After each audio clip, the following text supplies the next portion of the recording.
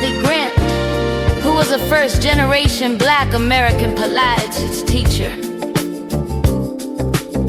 Think of Pilates as tuning up the car for a long journey. I want you to move without moving. No matter where you go, you have to remember your center. Let your mind direct your body. It's really, really quiet. You got to know where your strong point is.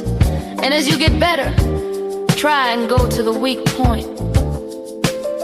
You don't do it physically. You do it mentally. You do it from the inside. Pilates is preparation for the unexpected.